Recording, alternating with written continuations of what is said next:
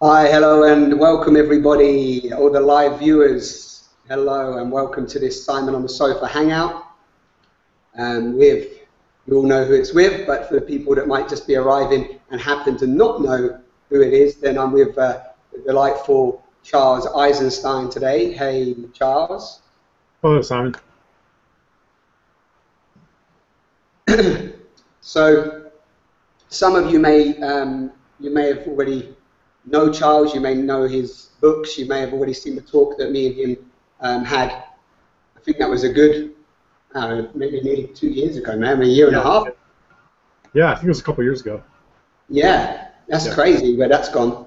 So, so I'm here. I'm very thankful because I read on your website the other day, because I like to cruise by your website sometimes, and I read the about section, and I know that you sometimes update it, and you was like, because you're being so busy at the moment and pulled around here and everywhere, that you're actually having to say no to some things because you just can't fit it in with with everyday life and things to do. So I feel I feel cool that I got the yes. Yeah. Well, I don't know.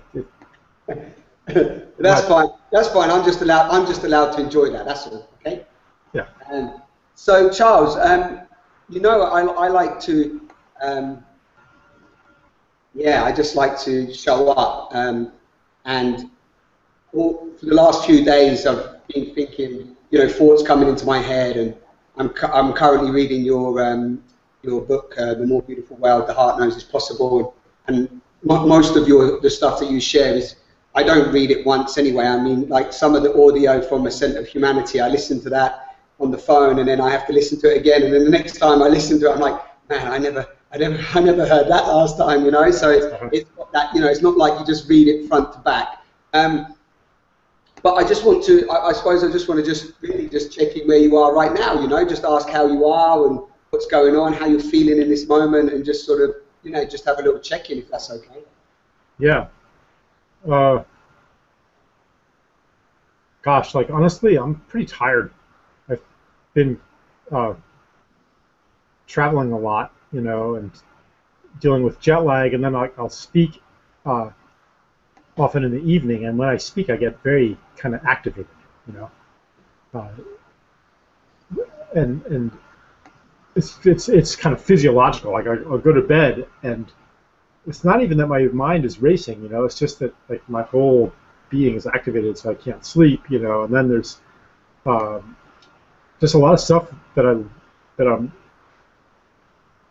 love to do. I've been doing a lot of writing because I started this kind of blog newsletter kind of thing that is just, I've just been really wanting to do that, and I have children and stuff as well, so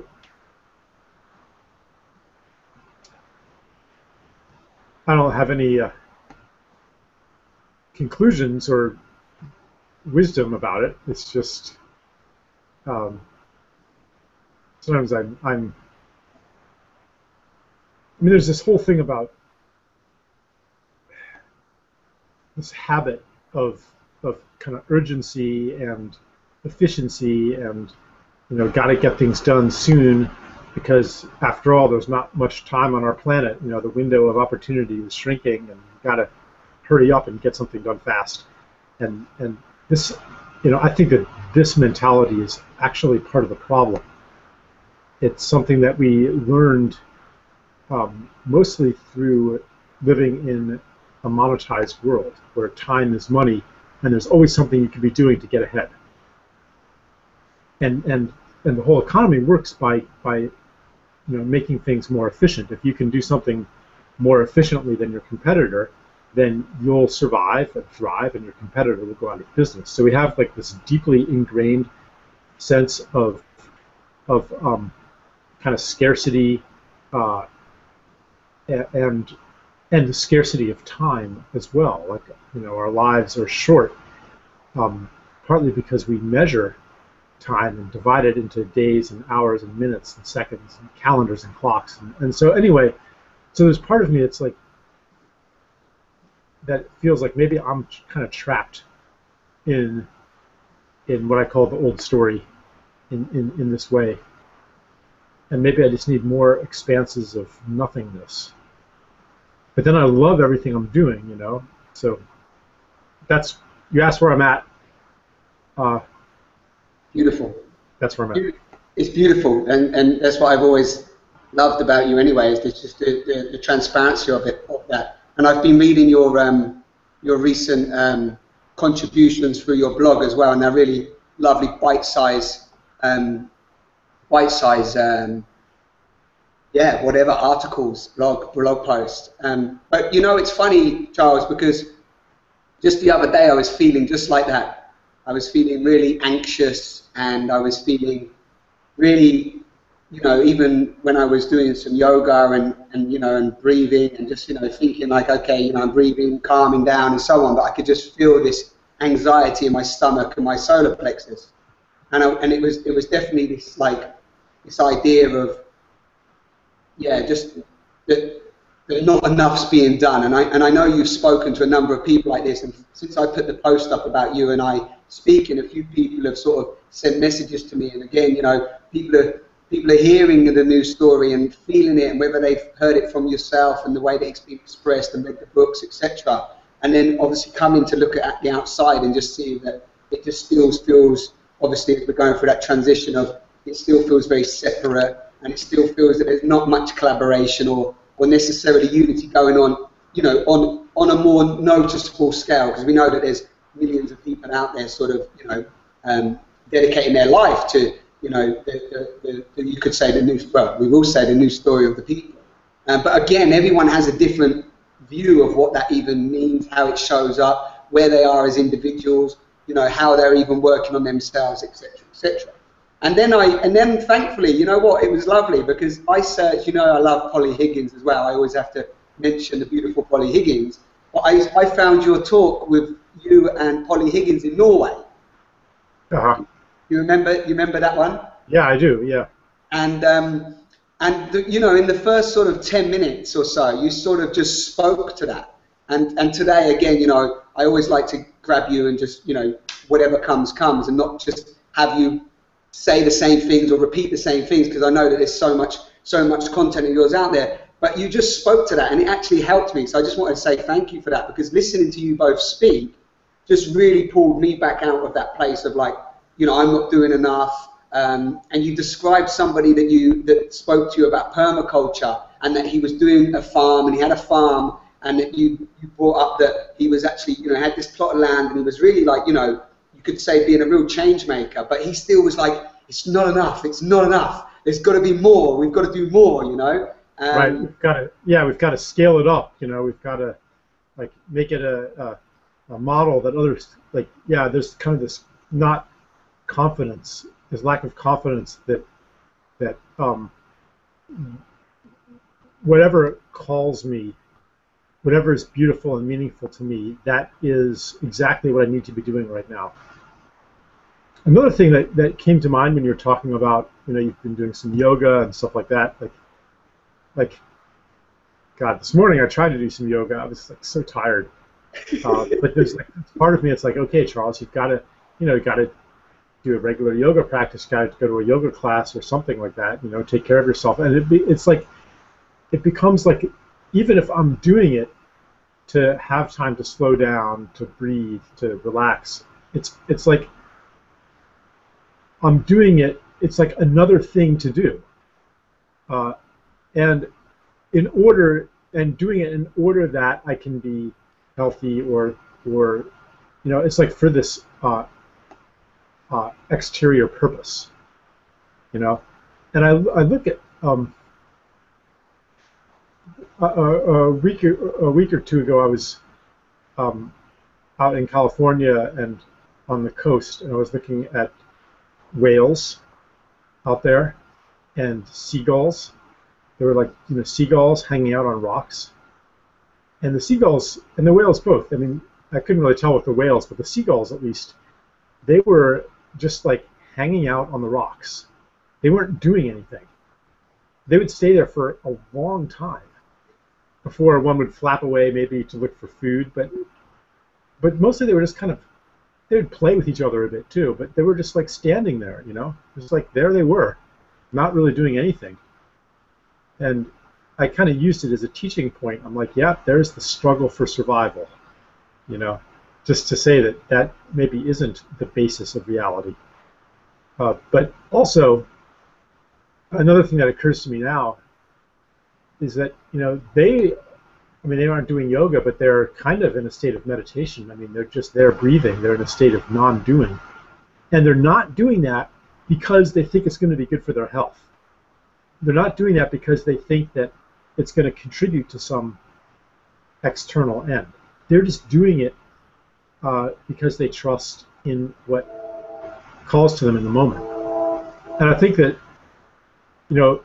sometimes by saying, oh, I want to do yoga, I want to do some self-care practices and so on, I'm still kind of fitting new wine into an old skin. You know what I mean? Yeah, I do. I know what you mean, because I've been into fitness and a number of different sort of self-care practices, since I was 16. So I did the gym, and then I became a personal trainer, and I did sports massage. So I really understand that massage. I think you deserve a massage right now. Basically, I was just thinking you could probably, I don't know when you last had one, but you could probably do a real good sports massage, and just, when afterwards, if you've had one, you're just like laid down, you can't move, a bit like the seagulls. It's just like, wow, just amazing. But it's interesting what you say, because I've been having some, because I put myself in this arena, this wonderful friend of mine offered me some psychotherapy sessions, as an exchange in your beautiful gift economy exchange. So I'm giving her some massage, she's giving me some some therapy sessions. And something really, I just wanted to, something come up which was really quite profound. In that state of worry, or in that state of feeling not supported, and in that state of not being able to express what's really going on, we did an exercise where my feelings spoke to my thoughts. And the reason why I'm bringing this up is because when we talk about self-care and the doing and all this stuff, is that what I noticed within myself is that anxiety and that almost, like you said, that urgency to be more, do more, and got to help, and there's a lot of crises going on right now, and we need to come together, etc.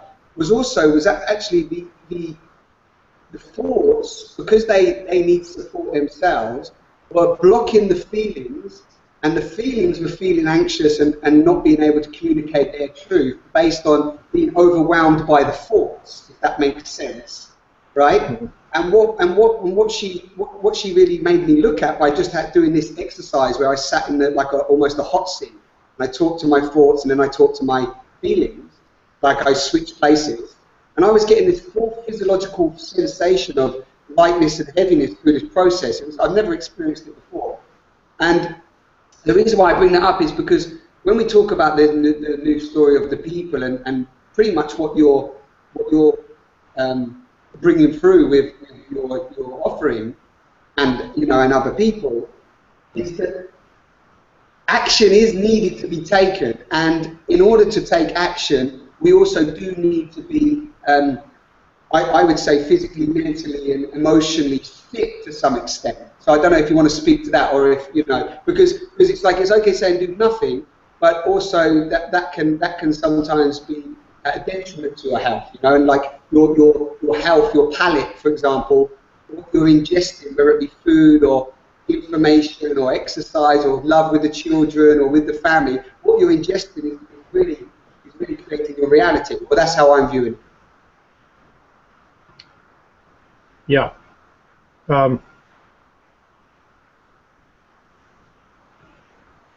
Yeah, sometimes people think that when I talk about this kind of thing, they think that I'm advocating not doing anything about the crisis on the planet. But really what I'm more advocating is that when we feel what's happening, when we give space for those feelings, then we naturally want to take action. and it's not coming out of a sense of this kind of, like you're saying, this thought-based sense, this logical sense of I have to do it in order for this or that to happen. It's kind of, but it's also not ignoring like our logical understanding of cause and effect in the world. It's not ignoring the understanding that we can get through reading about how cell phones are made and where the rare earth minerals come from, and how they're manufactured and who's doing the assembly line work, and all that kind of stuff. Like, it's not ignoring that, but it's not conditioning the choices on that understanding either. Maybe that sounds a bit too vague. I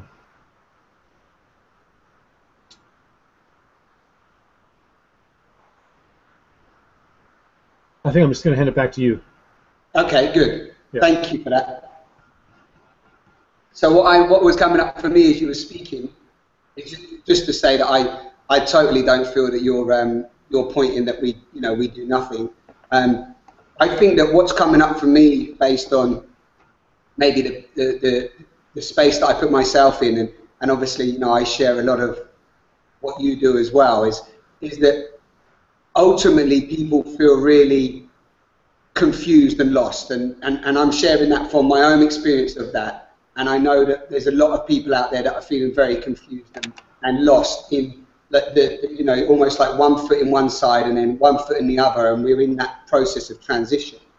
So it's like, I suppose it's not that you have all the answers by any means, and I know you're never saying that, but I think that where I'm noticing is that people don't know what to do in order to be, and I'm going to say be, the expression of a new story of the people. Because I don't think it's always about what we need to do. And what I find, and I speak again for myself, what I find often, I know when in my transition, at first it was very outward, like everyone needs to do this needs to change, that needs to change. Whereas I think that ultimately, if we bring it back to ourselves, it's like, what do we need to do as individuals to actually change the frequency so that what you're pointing to is just lived on a day-to-day basis, Yeah. It's not like, I think that the problem isn't that people don't really know what to do. It's that the things that on some level they know need to be done, they're not doing them. A good analogy is like, I don't know if you've ever been in kind of a depressed state where, like, you should tidy up your house, you should cut the grass outside, you should make a few phone calls, and apply for a job or whatever. Like, you should be doing these things. It's not like someone needs to come in and tell you, hey, Simon, here's your to-do list. The same thing is true, I think, on the level of our action in the world. Like, what do we need to do to clean up our planet? What do we need to do to have a livable, beautiful world for humanity? Like, we know what to do, but on so many levels we're not doing it.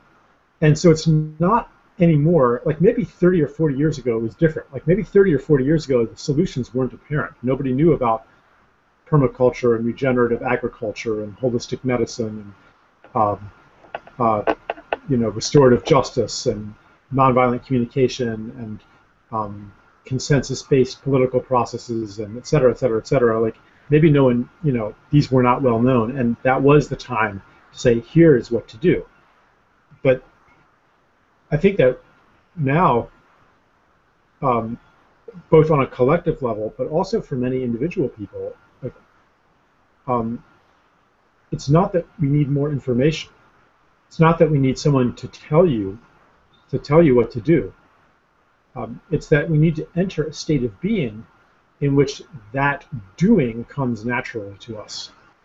Because when you finally get your act together and clean up your house and mow your lawn and apply for the job and get off the sofa, where you've been playing video games the whole time, like, it's not because, oh, gee, I didn't know that I should get out and mow my lawn. It's not like you didn't know those things. Something changed inside of you. Something happened to you, and it's probably not that you finally gathered your willpower, and got off your ass. You can tell that to a depressed person. Get off your ass and do something, and that might not be useful advice. You can tell an alcoholic, you just have to stop drinking, but that might not be useful advice. Something has to happen. So that's I think where I look to one of the, what is it that happens? It's an experience that shifts the world, that shifts yourself. One kind of experience is the taking in of new information by hearing stories. If it's just in the form of information, then most people, they keep out the information that doesn't fit into their story about the way the world is, and they accept only the information that confirms it. They have a confirmation bias, it's called. But I find that stories can get underneath those defenses, and that's one of the kind of change technologies that I'm exploring now. But also, yeah, go on, carry on. Well, I'm just playing with a few ideas here. I mean, also there's physical embodied experiences that are transformative too for people. And I think that even going up to the political level, I mean, I think that our politics, our world-devouring economy, I mean, all of this rests on an experience of being, a sense of self that it's been with us for a long time and is enforced by these systems that we live in. So I guess what I'm saying is that the personal level and the systems level are related, and we need to change both. Yeah, and in terms of because you've been, when did you set off? When you set off on this? When did you set off? Start talking now. It's been about what, five years at least, 4 years. Yeah, I mean, there's no definite starting point, but I think I probably started getting quite busy doing it for maybe 4 years ago. About 4 years ago. So that was when that was because that was just after Ascent of Humanity, right? No, it was quite a few years after that. Okay. So the reason why I'm saying that is you've been around, you've done a number of different talks, you've met some wonderful people, and been hosted in a number of different places. So just from that experience, you've had the opportunity to observe, meet a lot of people, hear a lot of people, observe a lot of people, and and I remember when Polly was talking to you again in that conversation, that she was saying that she's thinking about 1,000 years ahead, and I suppose I think it'd be nice again, because some people might watch this video, and again, hello to the live viewers. We've got a lovely number of people tuning in today, so I'm really honouring your time. And people that come back on the replay, some of them never heard of you before, maybe, because I'm being, a lot of people might say they've read your stuff, or they've even considered, they've considered the new story of the people. But again, I don't think people really are aware of what is actually required to even, because these books are like study, or they are for me anyway. Either I'm just maybe a bit slower than other people, but these books are study, as I said at the beginning. So what's your sort of summary from the last sort of 4 years of just, because I know you've seen change. You said to me before that you are seeing it change. You said a lovely thing once on one of your audios that consciousness moves a lot faster than the static buildings and the structures in place, and in order for new structures to emerge, we very much, we have to sort of almost observe that, be a witness of that, and watch that transition take place. So, do you want to speak to that, or anything else that comes up, Charles? If you want to bring something, out of that, feel free. All right. First, I hope people can hear you okay, because your voice is coming in for me really kind of choppy. Is it? Yeah, like I can make it out with effort, you know. I'm sorry about that. Okay. Well, it's okay. I mean, I hope they can hear me. So, Yeah, I hope they can hear you. I hope they can hear you too. I'm just going to try something one more time then with this yeah, microphone. It just yeah, just do a quick test. Remember what you're going to say, okay? yeah, I got it. Don't forget. Let's Yep. see if this works.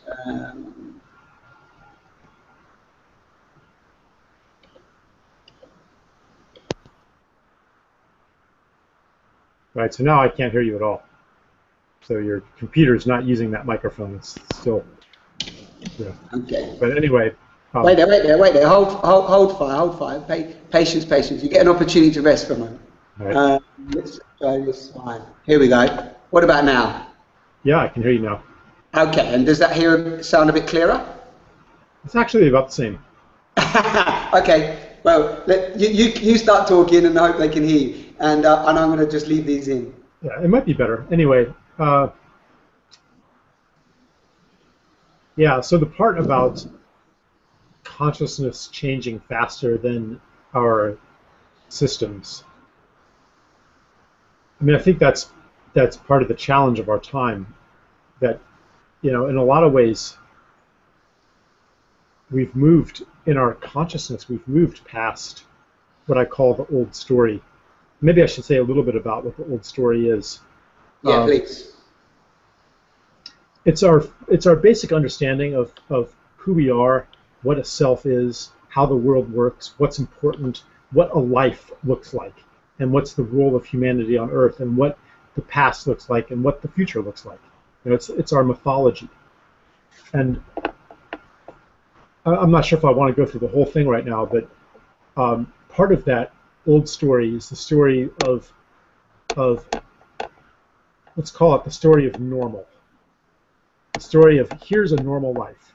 No, you go to school, you work hard, you get good grades, and then you get into a good university, and then you get professional training, and if you work hard and you avoid bad things like drugs, you know, and you listen to the doctor, you know, and you take care of yourself, and you basically listen to the authorities, and you do as you're told, then you get a good job, and you get a house, and you are happy through that thing, and you have a marriage, and you have kids, and you're all happy, you know, and then you save money, and you put your own kids through university, and you retire, and everything's fine, you know, with some unfortunate exceptions, but basically that, you know, you contribute to society and you get its rewards.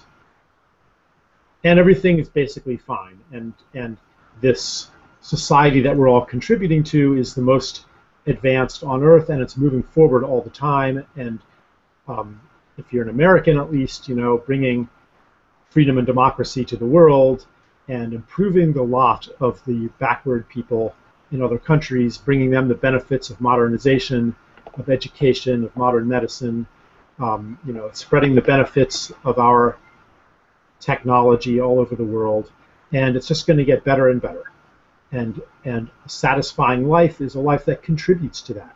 And everybody can contribute in a different way. You could be an engineer, you could be a lawyer, you could be a politician, but we're all kind of in this project together of becoming the masters of our world, the masters of nature.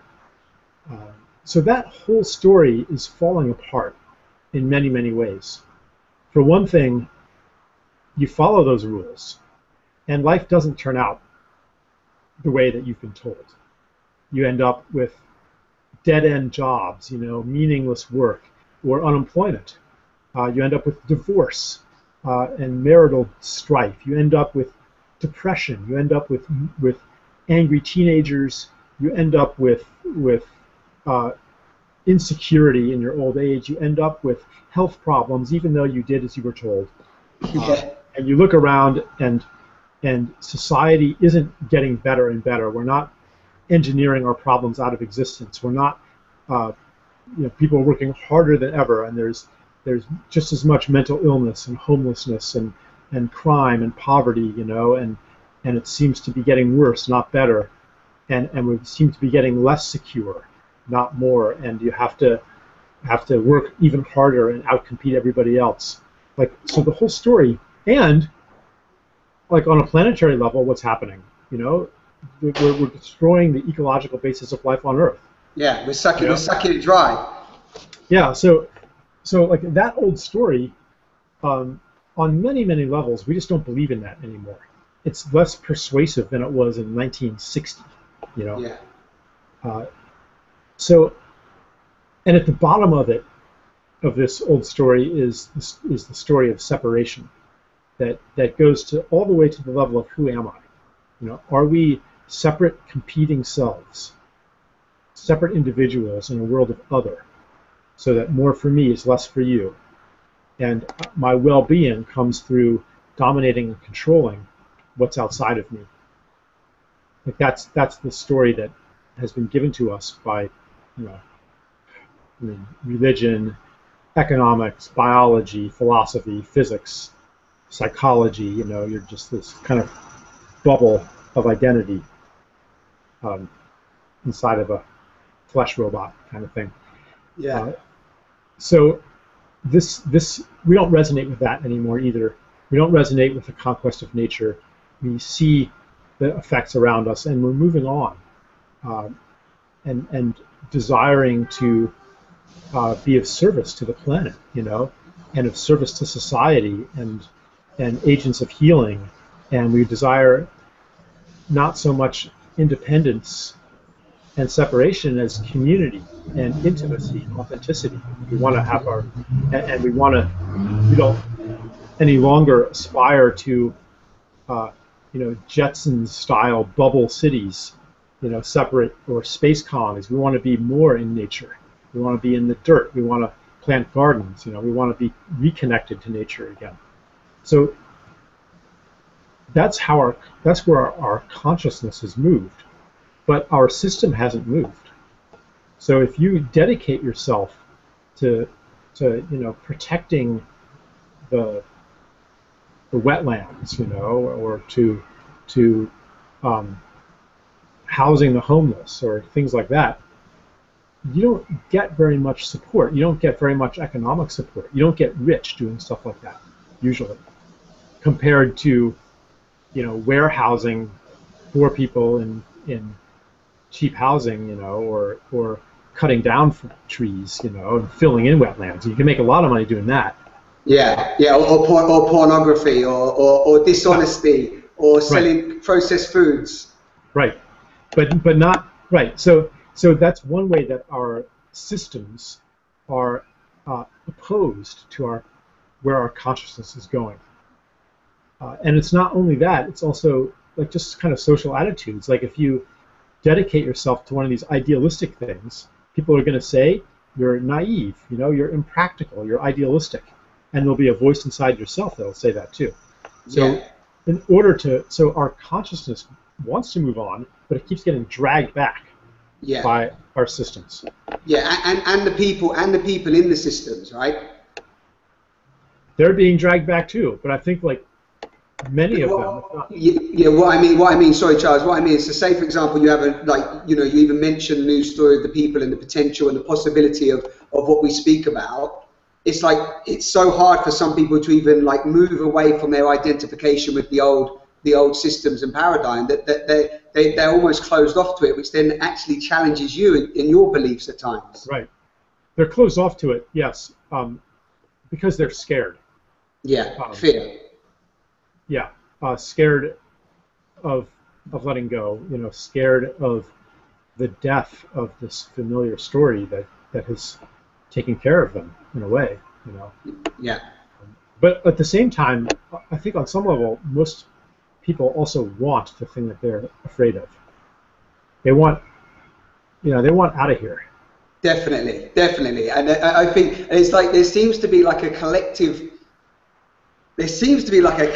call for let's get out of here, but it's almost sometimes I feel like it's like, you know, when you're on the starting block of waiting for the 100-meter sprint and you're waiting for the gun to go and you're about to go. It feels like everyone's about at that point about to go. They're waiting for the gun, but nobody's firing the gun at the moment. You know? Yeah. And so like this desire to break through, this desire to, you know, get out of that story, you know, the desire to dedicate to meaningful work, you know, whatever form it takes. Like if it's if it's suppressed, then I think that energy often takes the form of self-sabotage, Right. or addiction, or anxiety, or something like that. Like Yeah. that energy's there, Yeah, it has to go somewhere. You're saying, doesn't it? It has to go into something. Like when I was a criminal, it was a rebellion energy that was saying no to society, that had to go into something. Right, because the life force is powerful. Like it's unstoppable. Yeah. And we don't have boxes big enough for it. So it has to find some. It's like an animal in a cage. If it, like, a cage is not enough for the full expression of that animal's life force. So what will it do? It'll like chew on its own paw. It'll damage itself. Like it's that life energy has to find an expression. And I think that in a way we're in our society puts us in cages. Yeah, I call it the invisible prison. Yeah. And it's funny because if you even go back as far as Plato's cave, right? That's 2,500 years ago or more. Plato and Socrates were hanging around, and they were talking about these caves of ignorance and madness back then. So sometimes, Charles, I'm open to the hope, and I want to open and express this self, and this is what I dedicate my life to, as you know, to be a voice of the earth, or to actually just to bring this, to live this to the best I can within myself in any given moment, and to continue the conversation. However, I hope you can hear me okay. However, sometimes I'm like, well, there was Martin Luther King, there was all these different people, and definitely there's been change. But then I go, 2,500 years ago, they were still talking about this, and we're like, is it really moving? I have like my little doubt moments. I was thinking of this idea of cages. Please. I'm not sure if you read that article I wrote maybe a couple months ago about marijuana legalization. No. Well, so I started off, by describing these experiments that they did with rats in the 1940s, where they offered them a choice between food and heroin. They could press one lever and they would get heroin, but no food. It was either or. And the rats chose heroin, even to the point of starvation. And the conclusion was human beings, like our basic nature, our desires cannot be trusted. We have to rise above animal desires, which will lead us into addiction and indulgence and greed and so forth. We have to rise above that. We have to conquer the self. So it very much justified our whole civilization in a way. I mean, here's what we're rising above. It also justified the drug war. You got to keep the heroin away from the rats. Right. If you let them have it, that's what'll happen. Right. Well, so in the 1980s, this guy Bruce Alexander repeated the experiment, but with a difference. Instead of using caged rats, he put the rats inside a rat paradise, where they had plenty of room to run around. They had social interaction, nice little nesting places, tunnels, and it was just, he called it the rat park. And he repeated the experiment, and in the rat park, they weren't that interested in the heroin. They might try it, and they'd be like, nah, I'd prefer the food. And Amazing. Rats that were taken from cages who were physiologically addicted to heroin would wean themselves off it when they were in the rat park. So then I thought, yeah, so much of our addiction in this society, which we battle against, is just a symptom of being in cages. Right. So I had a list then, which I'd like to read, if that's okay. What do you mean? Because it's okay. Please, I love this. I carry on. Share the list. Here are some ways to put a human being in a cage. 1. Remove as far as possible all opportunities for meaningful self-expression and service. Instead, coerce people into dead-end labor just to pay the bills and service the debts. 2. Cut people off from nature and from place. At most, let nature be a spectacle or a venue for recreation, but remove any real intimacy with the land. Source food and medicine from thousands of miles away. 3. Move life, especially children's lives, indoors. Let as many sounds as possible be manufactured sounds, and as many sights be virtual sights. 4. Destroy community bonds by casting people into a society of strangers, in which you don't rely on, and needn't even know by name, the people living around you. 5. Create constant survival anxiety by making survival dependent on money, and then making money artificially scarce. Administer a system in which there is always more debt than there is money. 6. Divide the world up into property, and confine people to spaces that they own or pay to occupy. 7. Replace the infinite variety of the natural and artisanal world, where every object is unique, with the sameness of commodity goods. 7. Reduce the intimate realm of social interaction to the nuclear family, and put that family in a box. Destroy the tribe, destroy the village, the clan, and the extended family as a functioning social unit. There's a couple more. I guess I'll finish the list if you're not sick of it. Yeah, please. No, I'm not. What do you mean, am I sick of it? Come on, finish the list. What, number 8? All right. Make children stay indoors in age-segregated classrooms in a competitive environment where they are conditioned to perform tasks that they don't really care about or want to do for the sake of external rewards.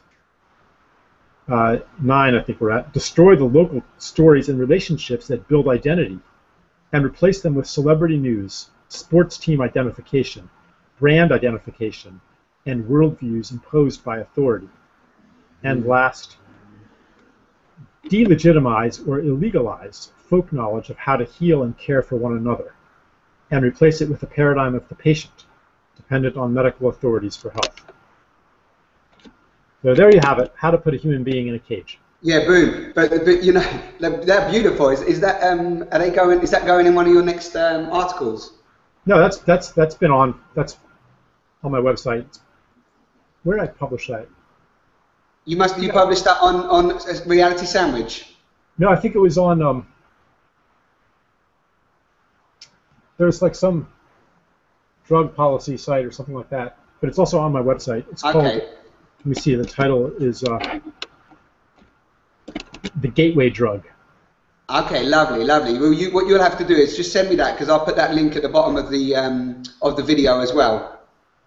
Right. And then people can just go there if they want, they want to copy and paste that and use that. I mean, what you've just described there for me, again, I call it, I know I've said this already for people listening, but is this idea of the invisible prison. But everything you've just described there, I mean, for me, it's a no-brainer. Like, sometimes I'm like, look, if you just read that and see that, that is the old story. That is how we've been functioning. And, there is really this new story that I always get quite excited and pumped up. Like, the people have the power, don't they, Charles? It's like, it really is, and it's not as big a choice, or it doesn't feel like to me. It feels like it's more of a simple choice. And I know we're just reading stuff, but I just want to read a tiny bit from your book, if that's okay, just a paragraph. And for anybody that's come and seen this and doesn't know Charles' book, I know you all know that I'm not about massive promotions, but this book is the latest of Charles' offerings. And I mean, like I say, I just pick it up, and you just pick it up anywhere, but you can read chapter if you want, it doesn't matter. Or you can just, dive in. But I'm just going to read this part here. So Charles has just described for you all pretty much the cage, the invisible prison, the cage. I mean, George Orwell, many people have been talking about it. You just look out your window and you see it. It's pretty, you don't have to dig to see it, right? It's in your face. And most of you probably know this anyway, so I'm not patronizing in any way. But I'm just going to read this, which I love. The more beautiful world my heart knows is possible is a world with a lot more pleasure, a lot more touch, a lot more lovemaking, a lot more hugging, a lot more deep gazing into each other's eyes, a lot more fresh ground tortillas and just harvested tomatoes, still warm from the sun, a lot more singing, a lot more dancing, a lot more timelessness, a lot more beauty in the built environment, a lot more pristine views, a lot more water fresh from the spring. Have you ever sampled water springing from the earth after 20-year journey through the mountain? None of these pleasures is very far away. None requires any new inventions, nor the subservience of the many to the few. Yet our society is destitute of them all. Our wealth, so-called, is a veil for our poverty, a substitute for what is missing, because it cannot meet most of our true needs. It's an addictive substitute. No amount can ever be enough. And it goes on, but that part there really just describes that, you know, we as individuals have the capacity to consciously make this choice. And the more that we live this and share this and ripple this on, this is how the force of creation wants to come through us, you know. And I'm just going to throw this in there for you, Charles, and you can speak to, as always, whichever part you like, and even not any of it and just something completely different. Let us be wary of any revolution that is threaded with an element of, that isn't threaded with an element of play, celebration, mystery, and humor. So I'm just going to drop that out there for you, because, you know, that for me, you know, that's what I'm, yeah, that's lovely. Yeah, that sentence, I remember. The other paragraph you read, I'd forgotten that one, but it's, hope it's not too immodest to say. Yeah, it's really beautiful. It's not immodest at all. It's beautiful. Maybe it is immodest, but oh well. But that sentence, our wealth is a veil for our poverty. Yeah. You know, it's so true. Like a lot of the mindset of, well, we're going to have to give up a lot of the benefits of industrial society because we just can't afford them anymore. You know, the planet can't afford them anymore. Like that mentality validates these substitutes for what we really need, you know? And I was speaking at this new culture camp, it's called, you know, which there's like a lot of like kind of, there's a lot of stuff on relationships and kind of undoing like possessiveness, you know, and developing really clear, honest communication. And there's also like a lot of touch, a lot of hugging. You know, people are just like cuddling all the time. You know, not necessarily sexually, but like it's just like, and it just feels like so natural. Like, and when I'm receiving touch, like not just from one person, but you know, just like when touch is a natural part of the day, like it feels so nourished. You know, like I can't imagine wanting to consume so many of the things that are offered. You know, when people have that, like they don't need the substitutes anymore. You know, that's why I talk about the more beautiful world our hearts know is possible. Like it's not that far away. You know, we don't. Like, we have all we need. It's just right around us, you know? Like, I mean, look at this neighborhood outside of my window. Every single family in a box. You know? It's like we're walking around starving in this incredibly rich orchard where the branches are hanging with fruit, but we're starving because we keep our gaze down on the ground. Like, that's our situation. And like you say, it's not that, I mean, we just have to look up. But also, it's not that easy because everybody is kind of mesmerized by the same story. Right. And you know, you look up. Like I met this woman there who's like this kind of free spirit. You know, she travels around. She's kind of nomadic, and so she's a cop magnet. You know, like they see her with her bedroll. You know, they arrest her. They hassle her, charge her with loitering, disorderly conduct, put her in jail, you know, and then she'll be in jail and she'll sing the whole time she's in jail. You know, she's kind of like completely living in this other reality, really. But it's like, people like that should be, celebrated and learned from, like, but instead we put them in jail. So yeah, like on the one hand, yeah, all we have to do is just change our perception, change our consciousness. But like I was saying before, like the whole infrastructure of society pulls us into an old consciousness. Yeah. Yeah. So it's at the same time very, very simple, but also nearly impossible. Yeah, the funky paradox is always right there, because you mentioned earlier, and you used the word conquer. It's like you conquer the self, and to some extent that could be seen as like a battle, and it actually is a battle because you think about how vulnerable you have to be to even allow yourself to move into that place of touch and even hugging. So I know with like people might be going, well, what do you mean hugging? We've got a world crisis going on. But I mean, if we can't even hug, we can't even go to that vulnerable place in a hug and communicate our truth just on a very basic level.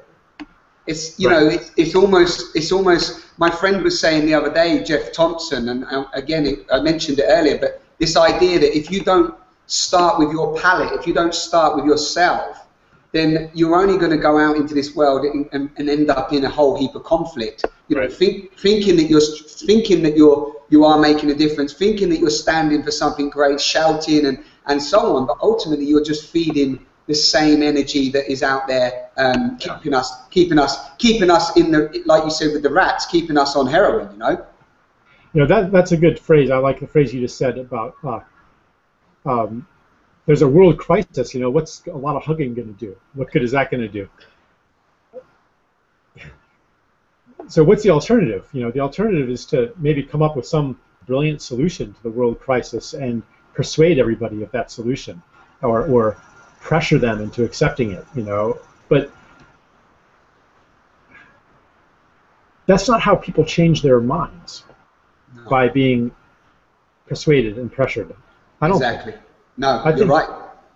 And so I'm wondering, like if suppose, everybody is getting a lot of hugs, like a lot of touch, a lot of nurturance, Yes. Are they still going to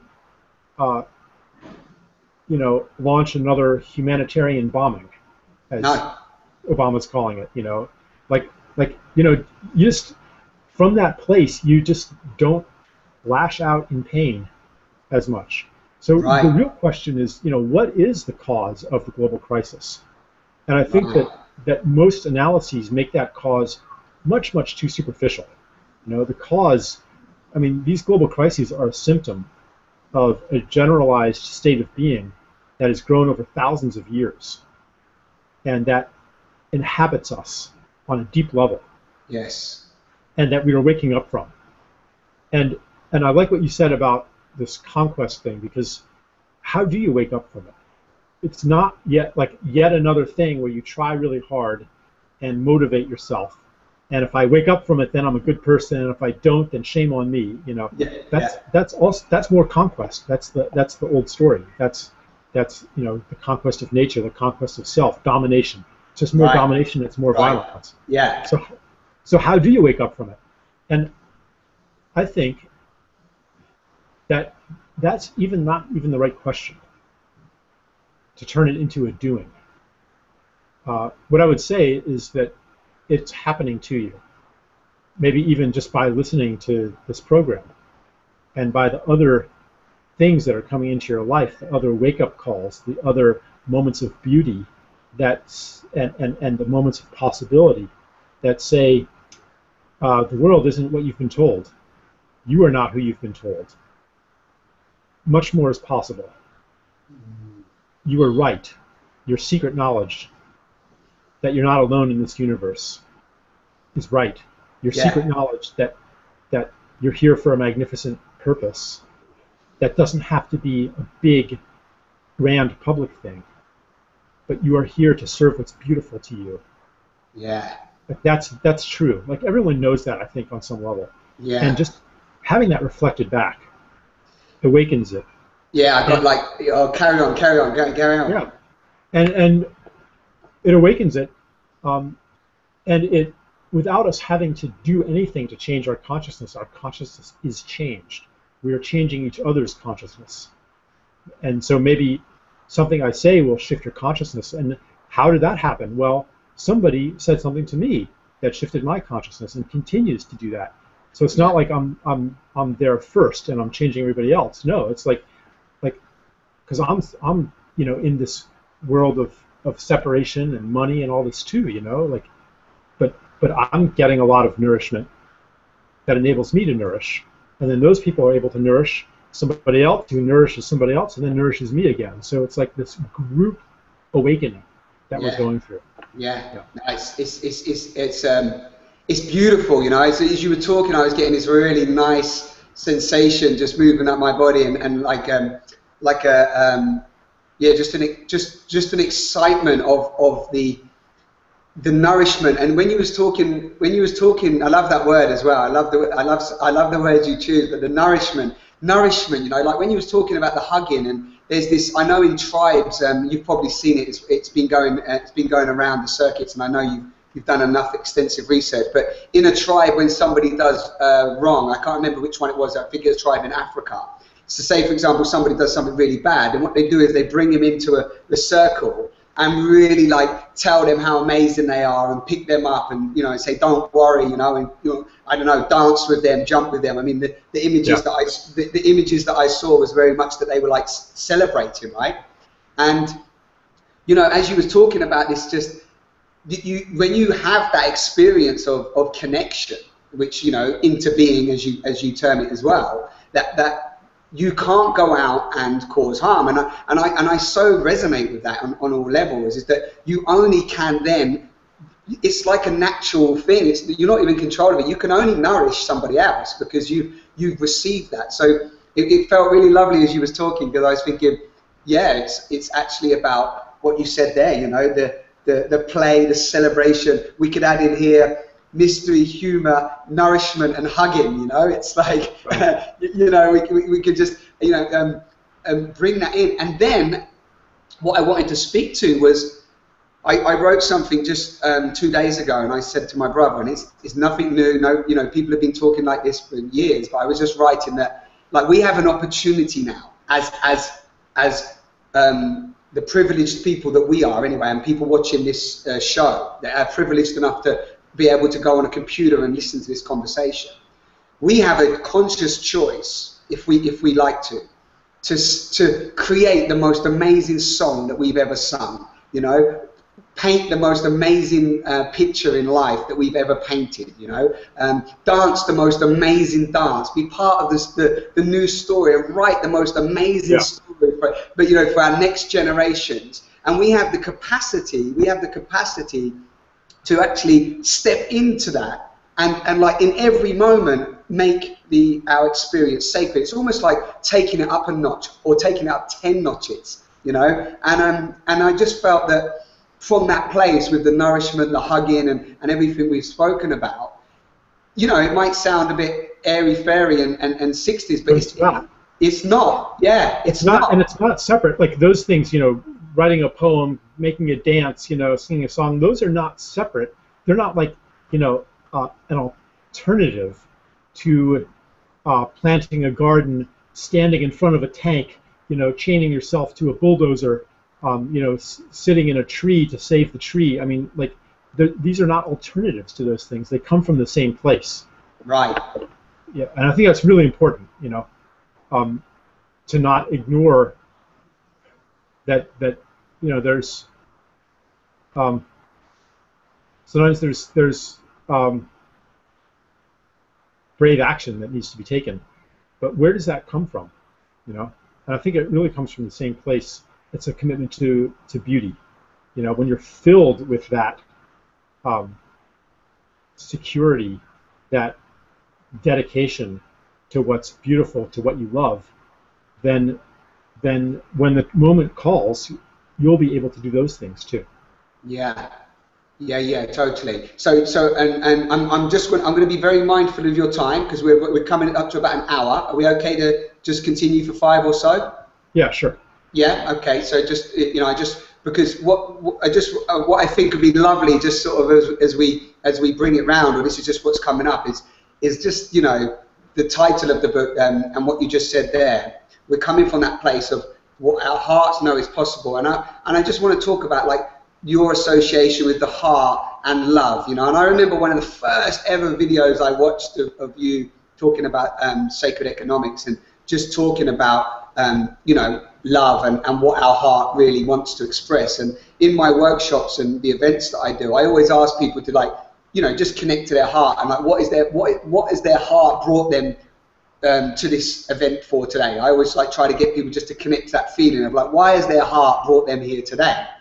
And again, it's like this different way of just connecting, because often it's we're straight into the thinking or the head, or I'm coming here because I want to get this or I want to get that or whatever. But actually, what's your real reason for coming?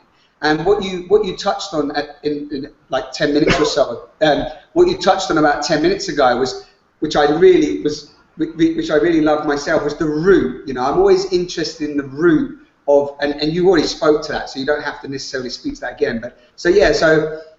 What we're talking about is that just continuation of the touch, the dance, the expression, the nourishment, and how that bring that into love. Because I know that love itself has got a little bit, that word's got a little bit thrown around left, right, and centre the last sort of, forever.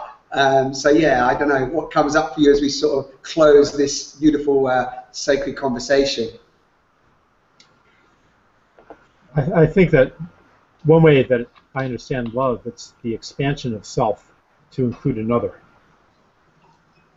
If someone I love is happy, I'm happy. If they're in pain, then I'm in pain too.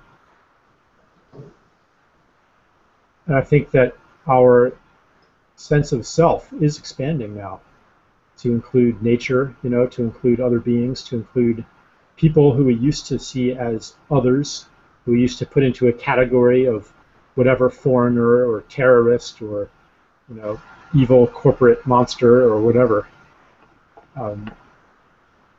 When these divisions break down, then the scope of our service expands. No longer just serving the tribe, or no longer just serving this nation but not that nation, but serving the whole planet and everybody on it. It's a natural result of this expansion of self. So I think that anything that we do to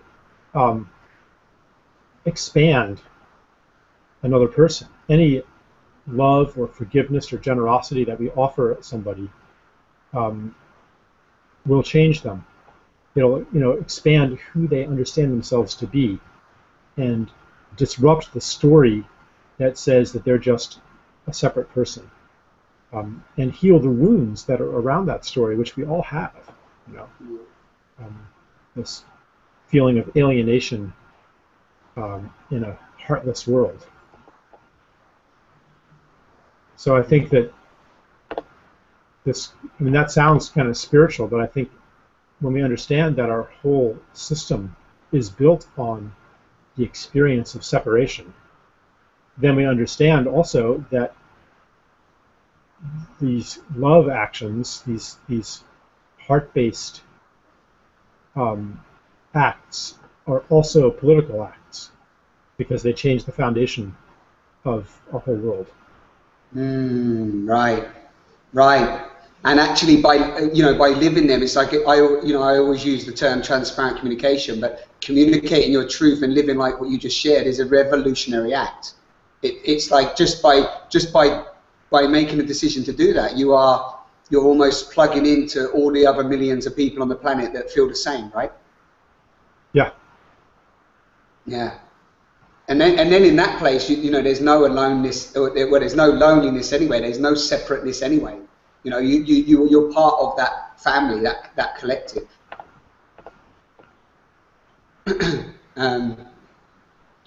Yeah. Yeah.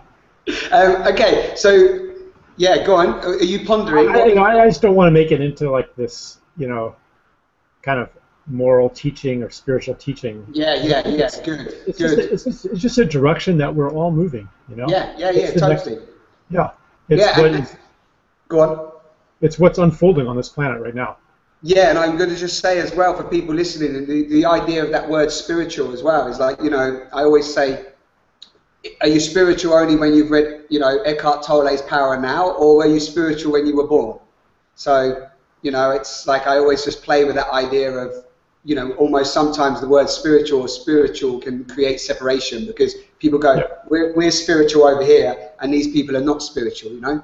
So I just want to throw that in there as well. I know we might not have time, but there was one thing I was going to say to you today, and it's just popped up again a moment ago. It's like, and it can be absolutely anything, but to say something live, because we're sharing this live with people viewing, that you've never said before on camera, on video, in any one of your talks, anywhere on the planet. I don't know. So even if you tell me a joke, the most cheesiest joke of all jokes, I don't mind. Yeah, I've been pushing the boundaries a lot, actually, in my talks. Yeah. Okay.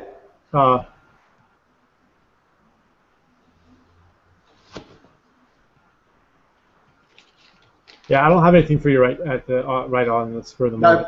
No problem. No problem at all. Yeah, if it comes up naturally, I'll go there. But no.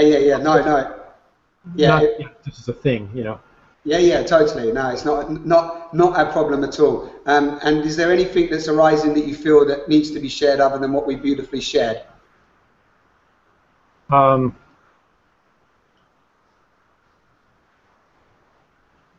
I'd like to say that I really appreciate your